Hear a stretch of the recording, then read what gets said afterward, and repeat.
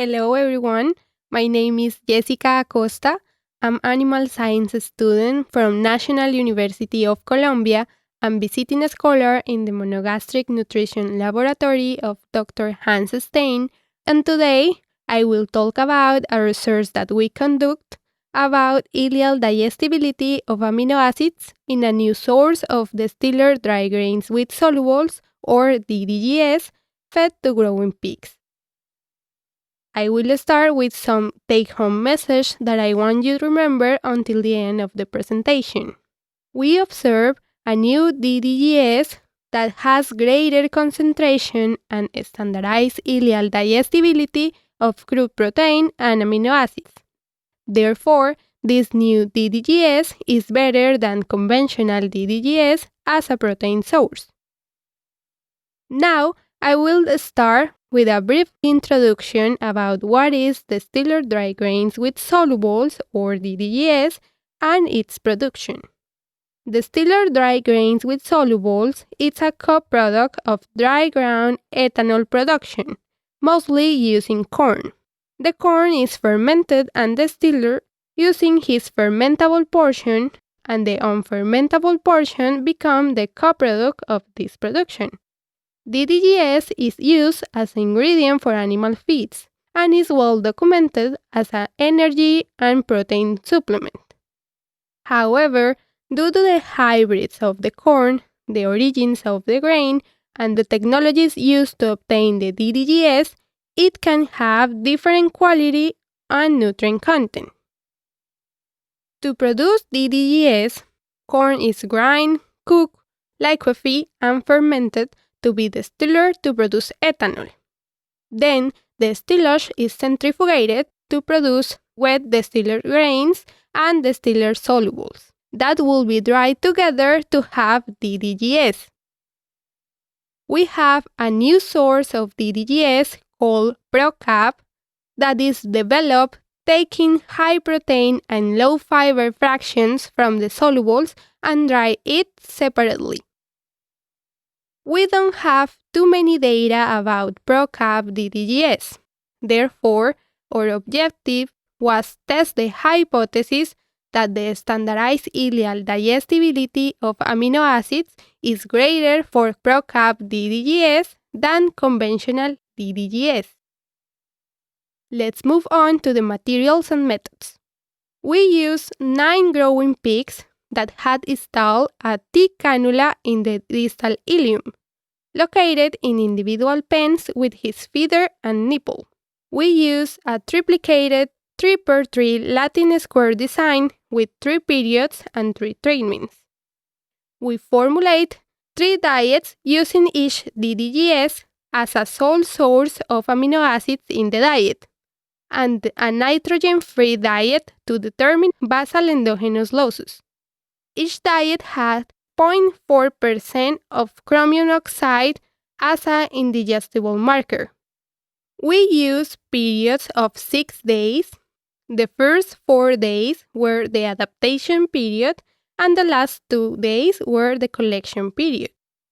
We collect ileal digesta using a plastic bag attached to the cannula with a cable tie. We start collection opened the cannula 2 hours after we feed the animals in the morning. We collect the bags at least every 30 minutes and we freeze the ileal digesta. At the end of the collection, we defreeze and took a subsample to analyze in the lab. In the lab, we freeze dry and ground the ileal digesta and analyze from dry matter, crude protein, amino acids, and chromium. A sample of each diet was analyzed for dry matter, crude protein, amino acids, and chromium. Also, each DDGS was analyzed for dry matter, crude protein, fat, fiber, and amino acids. We calculate apparent ileal digestibility and standardized ileal digestibility using the data from dry matter, crude protein, amino acids, and chromium from the diets and the ileal digesta. We made the data analysis using ProcMix of SAS with DDGS source as fixed effect and square, period, and animal as random effects. Let's move on to the results. I'm going to start with the nutrient composition. Before, I would like to set up this slide. Color orange represents ProCap DDGS and color blue represents conventional DDGS. We observe that ProCap DDGS has greater concentration of dry matter, fat, and crude protein than conventional DDGS and has less total dietary fiber. When we look at the digestibility of crude protein, we observe that ProCap has greater apparent ileal digestibility and standardized ileal digestibility than conventional DDGS. Moving on, apparent ileal digestibility of indispensable amino acids, we observe that for all the amino acids, ProCap DDGS has greater concentration than conventional DDGS. When we look at standardized ileal digestibility, we observe the same trend that in the last slide, with significant differences in lysine and threonine. Literature says that when the digestibility of threonine is less than digestibility of lysine, it indicates heat damage.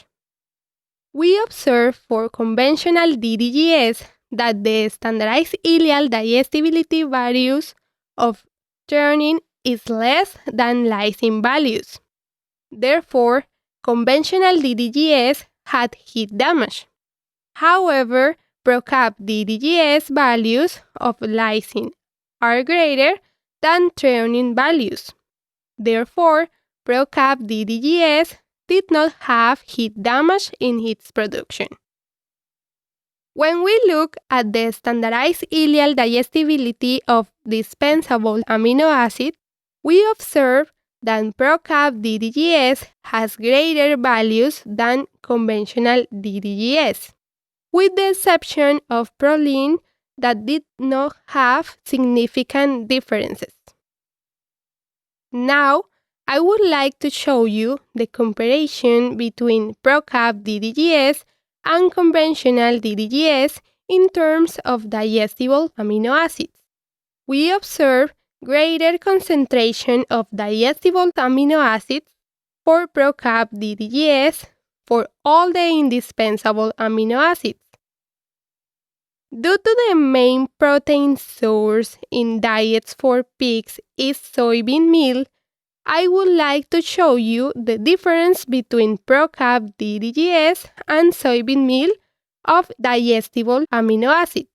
We observe that soybean meal has greater concentration of lysine, threonine, and tryptophan than ProCap DDGS, but less concentration of methionine and valine.